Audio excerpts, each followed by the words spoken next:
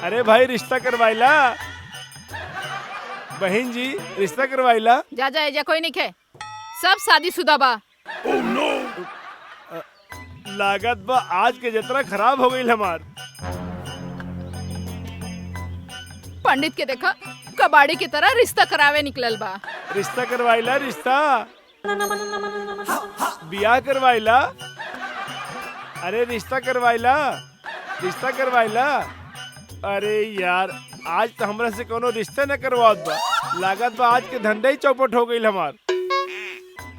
रिश्ता करवाइला, रिश्ता करवाइला।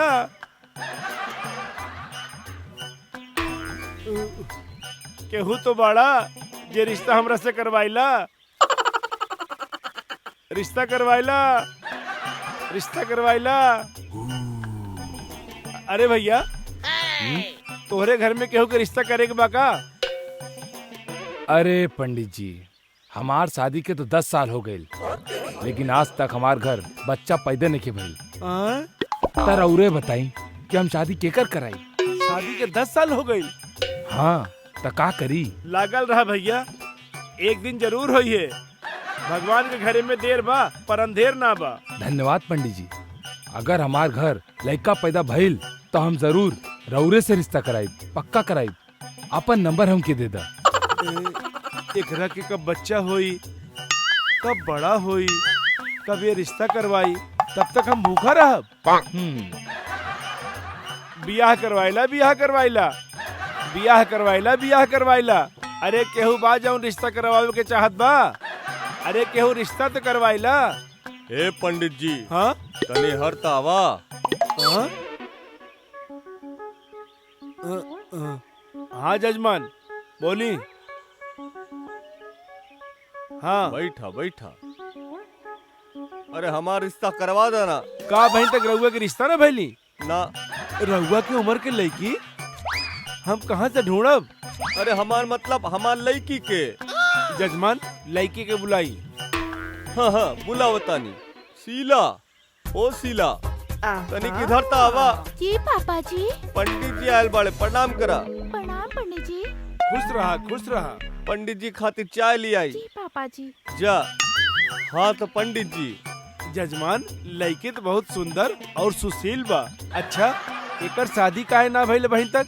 अरे का बताए पंडित जी, पूरा गांव में केहू शादी के तैयारे नहीं खे। अच्छा ऐसन काहे जजमान? लेकिन मांगलिक हिया। मांगलिक भइल तो का भइल? का मांगलिक लड़की की शादी ना होला? संसार में कहूँ न कहूँ मांगलिक लड़का मिली है ना। बस एगो बात जरूरी बा, मांगलिक लड़की के खातिर मांगलिक लड़का जरूरी बा। वो बात तो ठीक है पंडित जी, तर वही कोनो रिश्ता देखी ना। लड़का बात जरूर एक बार देख ला। अरे देखे के का जरूरत बा, सब ठीक बा जैसन भी होके। रउआ बात करी ना। देखी जजमान जल्दबाजी ना करा, एगो बार जरूर देख ला। पंडित जी करवा दही, जैसन भी बा जो भी बा हम कर ले पंडित जी। और वैसे भी अपन बाबूजी के ऊपर बोझ बन के नहीं रहल चाहत। जैसन भी बा जे भी बा करवा दही ना, हम ओकरे से शादी कर ले। लड़की तैयार बात हमरा के का परेशानी? हम अभी फोन कराता नहीं।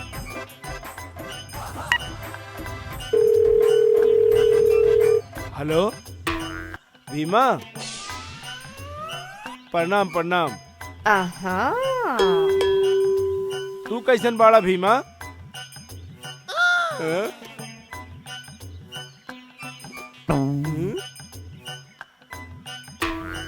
अरे भीमा मिल गई तोहार बियाह पक्का।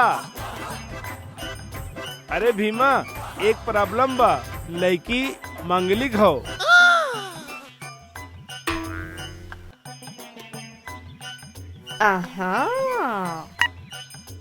का भइल पंडित जी?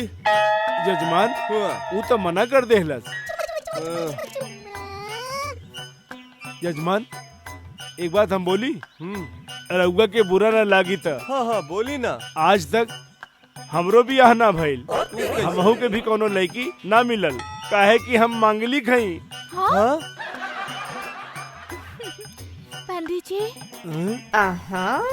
पूरा ना मानी तो एगो बात बोली। हाँ बोली। रउआ भी मांगलिक बानी, हम भी मांगलिक बानी।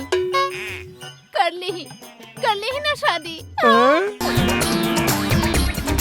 मियाँ बेबी राजी तो का करी काजी।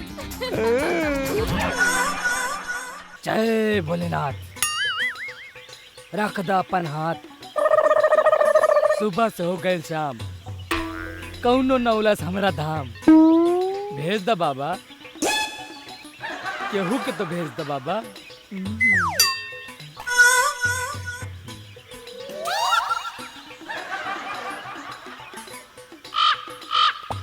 बालक पलटा, तार ध्यान किधर बा? बाबा हिन्ने बा। हमार ध्यान मोबाइल में बा। इधर आवा बच्चा, आवा बच्चा, बैठ जा बच्चा।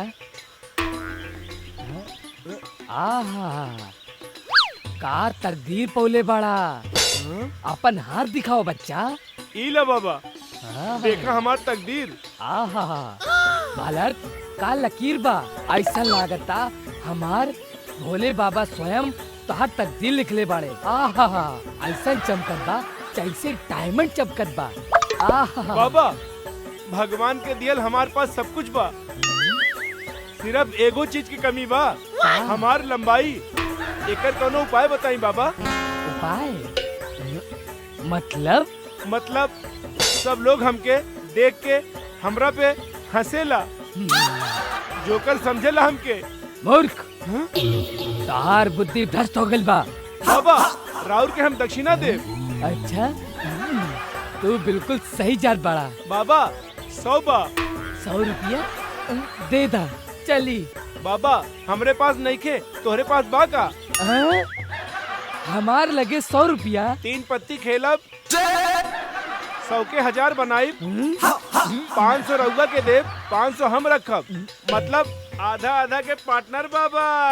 मूर्ख, तू बाबा के जुआ के पैसा देबा? मूर्ख कहीं के।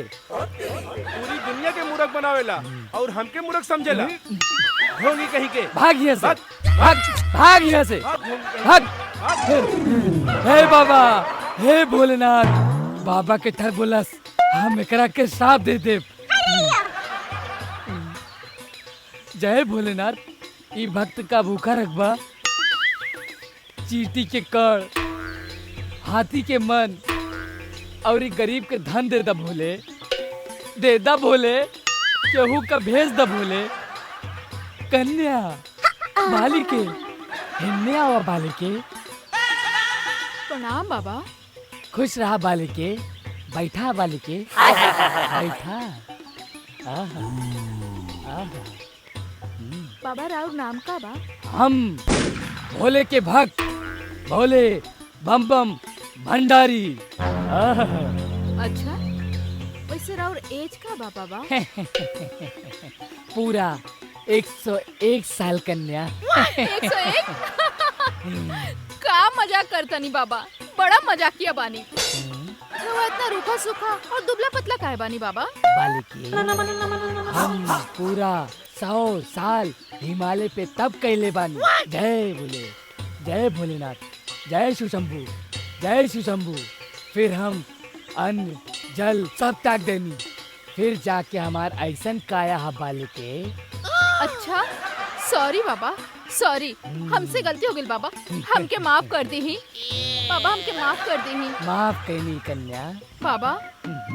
बाबा वैसे हाँ, हमारा हाथ देख के बताई ना कि आए वाला भविष्य हमरा खातिर कैसन होखी बाबा? अवश्य, हम का बताए कन्या, हमार भोले बाबा हवन बतावे खातिर।